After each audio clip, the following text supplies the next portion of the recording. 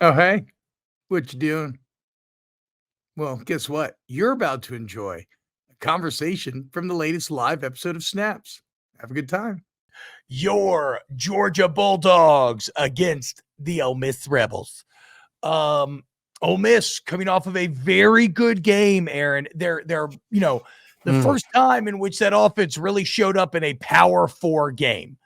Really fucking kicked Arkansas's ass. I mean, it's crazy. They used up half the first quarter, came away with 0 points, and still won this game 63-31. Like, this thing snowballed in Arkansas hard. That said, I think it's hard to draw too many conclusions. Like, Arkansas is not UGA.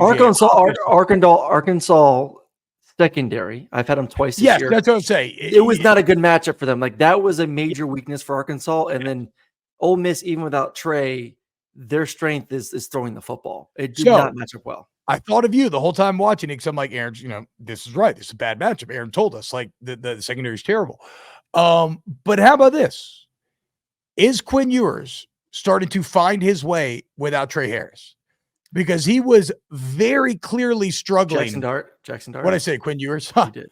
He was very clearly struggling when Trey Harris was out. And, like, Trey Harris had an absurd amount of targets. And maybe this is something you can speak to. Like, even though there were some growing pains, is it arguably maybe now, what's Harris's status for this week, actually? I think they keep saying game time decision for, I feel like, the past 2 weeks. So I think they were, if I was them, I would hold them off until this game. If I wanted to go full-time spin here, then Posey, Ole Miss spin. But has Jackson played bad, though, really, like, this season? It's not been this good, but it hasn't been bad either. I mean, Oklahoma is 22 of 30, 311, 1 touchdown. LSU probably was his worst game, but on the road. At South Carolina, he played a decent game, 285, no touchdowns, no pick, but that's a great defense on the road. Kentucky played well, and then obviously the start of the season was magnificent. So, like, he said, it just felt like, to me, he doesn't turn the ball over, but sometimes he can feel a little ineffective this season. Yes. And it felt like he was really You're without the best receiver in the SEC. Of course your game's going to go down. But what I'm saying is, but now he's kind of seems like the last couple of games he started to find his way. Versus he goes down the second half against LSU, and they can't move the ball at all. I agree with that. But like now, okay, Watkins popped off last game. Daquan Wright, for all my talk of Prescorn, Daquan Wright seems to be emerging at tight end as a guy to rely on. It just feels like Jackson, and now so it's like, Aaron, because is it ever a negative when you have one weapon that is so dumb? Can you ever overly rely on that guy is my question. Because it feels like he did. Now he's found his way without him. And maybe Jackson Dart's better in the end because he worked some of these other guys. And now if he gets Harris back, well, it's even more dangerous. Well, I mean, you get Harris back, then you have Harris, Watkins, Daquan, Juice Wells, Prescorn. I mean, holy shit, just go 5 wide and just find your one-on-one matchup and then go from there. So I think as an offense, the whole, you're better with that. And I'll go back to, like, my freshman year. AJ Green was out the first 4 games of the season. Depressing as hell. Suspended for the first 4 games. But guess what? It made me get used to throwing to guys like Tavares King and a bunch of other ones. And all of a sudden, AJ came back into the lineup, and then we were off to the races. We started off like 1-4, and then after that, we won like 6 of the next 7 games or whatever other games we had left. And really, the offense started to really grow up because then you put AJ back in it. Everyone's focusing, AJ's back. They're just going to throw to AJ.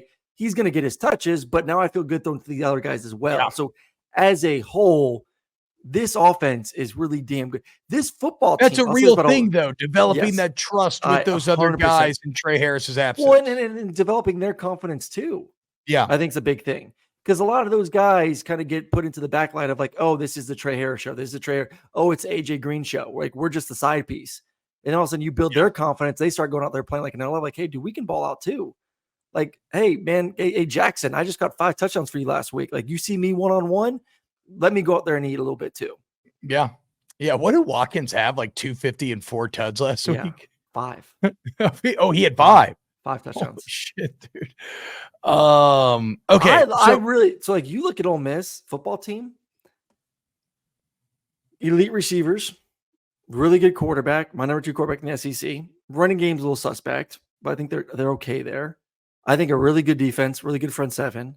Bro, when that defense is the locked offensive line's in, an issue. Yes. The offensive line remains a problem. The defense can be a bit feast or famine at times, but fuck me, when they are locked in, they beat quarterbacks up, dude. Mm-hmm. Like when they're locked in, that is one of the better defenses in the entire country, you could even maybe say, which is crazy. But yeah, man, between Nolan, Uman Mielen, Jared Ivey, Perkins, like they get after the quarterback. They beat the shit out of Taylor Green. Yep. That looked painful to watch. So the issue with Ole Miss comes down to, can they run the football? Can you take some pressure? Can you get Georgia at a too high safeties? Because you go back to the Kentucky game, they couldn't run it for shit. I mean, that was an issue. Like Kentucky's front shut them down and made them one-dimensional. Then obviously, too, Kentucky just ate up the clock. What was that, the game? Kentucky had like 40 minutes of possession time? Yeah.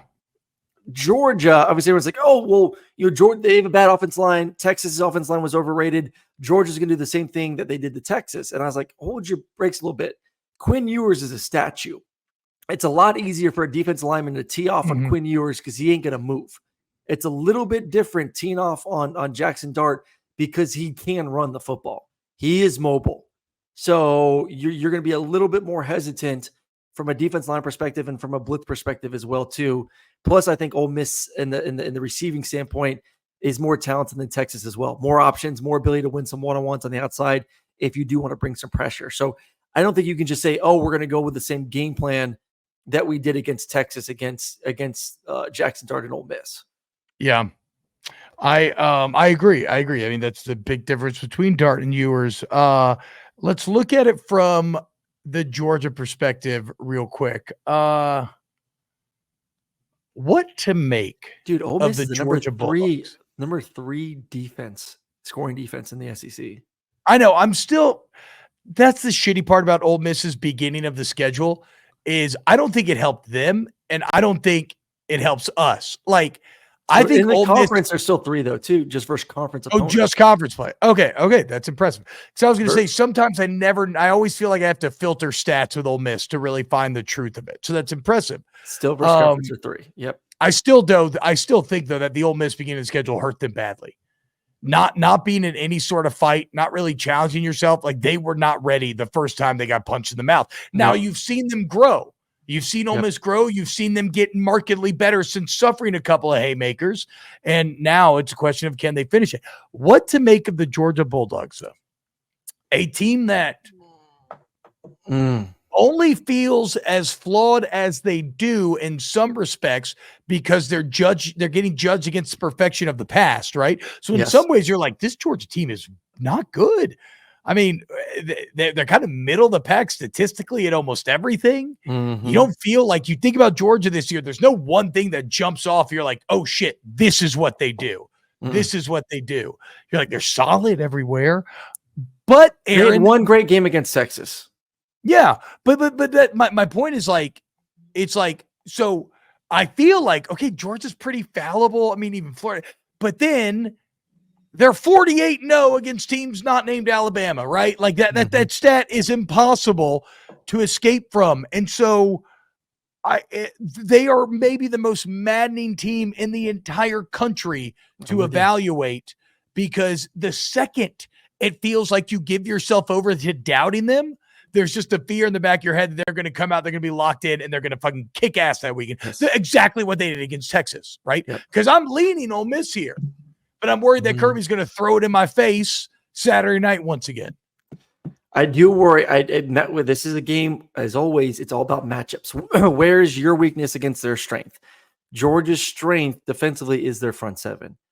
Ole Miss's weakness big time has been their offensive line. Yeah, I do worry that even though you can't get after him, like I talk about, like he's Quinn Ewers, like standing like a statue in the back, you're still going to be able to dominate the lines of scrimmage. Why has Ole Miss struggled to beat Georgia in years past? Because they haven't won the line of scrimmage. They improved defensively this year, but what cost them from even being competitive a year ago against Georgia and Athens? That Georgia whooped them up front on the defensive side of the football. Yeah. That has not changed. That has not changed at all. Was it better Georgia defensive front seven last year? Nope. I would say this year's Georgia's front seven is better than it was last year's front seven. Why are the stats worse then? They've been banged up. I mean, Michael's been injured for a good majority of the season. Warren Brinson's been injured for a good majority of the season.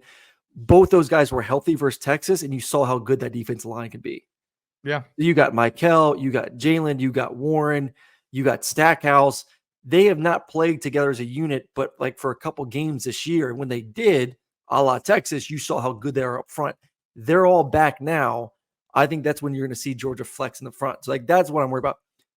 What Georgia is offensively is still a question. And I do think that's a problem this weekend because this is a good Ole Miss defense. This is going to be on the road. It's going to be it's not going to be LSU or a South Carolina, but it's going to be a good environment. There's no doubt about it. It will be a good environment there in Oxford. Yeah. It just comes down to Carson, what I talked about on Sunday morning on my breakdown of him. Can he just trust the guys around him? Great views, by the way, guys. Thank you. Thank you. Can he just trust the guys around? I mean, I've listened to a couple of things Kirby said this week, and I said this on Sunday. The entire game, if you just broke it down, if there was like 70 plays or whatever many passes, 80% of it was really high-level shit from Carson. And then 20% of it is like, what the fuck are we doing? Like, how do you go from looking like a first-round quarterback, making plays, checks, all of this, to then throwing some of the worst interceptions I've seen? The highs and lows are too extreme for Carson right now. Too extreme. If he can find a way to kind of merge those a little bit, I think this offense could be good, not elite, but good. And with that defense, you don't need to be elite. So I don't know. I can't sit here and say I have confidence in Georgia's offense because when have they given us any confidence? Yeah. No, I mean, it's funny when you say that about Carson. I think it's how a lot of LSU fans may feel about Nussmeier. Though maybe arguably there haven't been quite as many lows because Carson's thrown definitely not as many lows. A bunch of picks this year, but like what do you do? Like expectations where Carson were he's the number. Everyone, This isn't just me, but a lot of draft experts had Carson as the number one quarterback heading into this season. Yeah.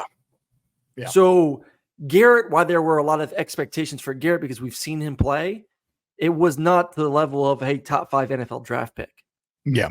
And then so when you don't meet that, it feels like the world's falling on you. When really, you go ahead. All right, but really, when like I said, like a lot of it is really good. It's just the bad has been really bad. I'm sorry I haven't kept up with this. Is Tate Ratledge back? Yes. Okay. How do we feel about UJ's ability to protect Carson against all those guys that we named? Better than Ole Miss's ability to protect Jackson Dart. Okay. That's big. Georgia's a better pass protection. Georgia's a little bit like LSU in the sense that they're better at pass protection than running the football. Yeah. What about? Okay, well here's where my head's at with this game, and I know this is probably going to get thrown in my face, but I don't know. I think UGA has been playing with a bit too much fire lately. I think the 48-0 thing is amazing, but I kind of feel like eventually, rent's coming due. And I also feel like Lane Kiffin and Ole Miss are kind of due for a big Siggy win. Not to say that he's never had them. He has at Ole Miss, but I feel like in a game this close, the game being in Oxford, the timing of everything, kind of the current form of the teams, I find myself, I think Ole Miss is going to squeak this thing out Saturday night in Oxford. Now, I do I understand that in the big games, Georgia traditionally comes out locked in and they're at their absolute best. And that is the element that I would be hanging on to as a Georgia fan to say, I don't care how we looked against Florida. That's Florida. You're overlooking them. Like, you're going to get the real Georgia this Saturday. I completely understand that logic, but I just feel it's time. This is Lane Kiffin and Ole Miss's time with their back against the wall. No margin of error. If they want to make the playoffs, I think they win. Oh, I can't doubt Georgia after they made me look silly versus Texas. I just can't. I'm in the mindset that you were just talking about of like they find a way when a team's not named Alabama in big time games to show up. It's Kirby Smart. I know. It's just Alabama. Every other big time game, Georgia shows up and they kick ass. And I still think we talked about it yesterday. Lines of scrimmage play are still so important in college football. Like you still win and lose. And for how good Ole Miss's defensive line is, I still think Georgia from both lines of scrimmage is the more physical football team. They're the more defensive lines, like kind of a wash, maybe a little bit more advantage Ole Miss, but Georgia's offensive line is significantly better than Ole Miss's offensive line. So big time game, got to play big boy football, put your big boy pants on. I think Georgia still has the advantage in that one. So give me Georgia. You know what's funny about big boy pants? It implies that people are walking around with little boy pants. I know. Chubbies. Why would you ever choose little boy pants over big boy pants if you had the choice? Also, is big boy pants metaphorical? Like if I wear, because I like wearing short shorts and showing off my thighs. Yeah. Am I dressing like a little boy? Yes. Do I have little boy pants on? Yes. What if I'm like big dogging alpha someone, but I have little shorts on? Do I have metaphorical big boy pants on? Like if I'm pushing somebody like back up, bitch. Yes. It's just, interesting to think about. Yeah, good points. You know what? I couldn't figure out how to work this in the conversation, but did you see the JJ Pegues direct snap 4th and 1 last week? It was one of the it's crazy. They are fucking all in on the Pegues package. They should be. Like, no, I know, but it's Penn State. Take some notes. Well, Penn State, they did. They do the thing where they pull the guy. They have the slot receiver who's a D lineman coming down. Did not work against Ohio State. They were completely ready for it and owned it. But no, they straight up lined up Pegues in the shotgun last week. 4th and 1, Aaron, and they gave him a direct snap, and it was a bad snap. He had to reach up and catch it, and he still got the first down. It was also kind of funny, though, because he got the shit tackled out of him, and he got up like hurting his shoulder was. It's like, man, doesn't matter how big you are, that's a brutal position. Michael says, I love tearaway pants as a junior high kid. I used to love the pants that were made by Abercrombie and Fitch in 6th grade. They were the coolest pants in the world. Do you remember these, Aaron? They were pants that you could unzip into shorts. Oh, yeah. They would unzip below the knees. Ooh, those things were fantastic, dude. Anyway, I got Ole Miss. Aaron's got Georgia. We'll see what happens. Well, I'd say that was pretty fun. Maybe had a laugh or two. Potentially even learned a thing along the way. If you did enjoy it, please consider hitting the like button, subscribing, and we'll see you next time for more snaps.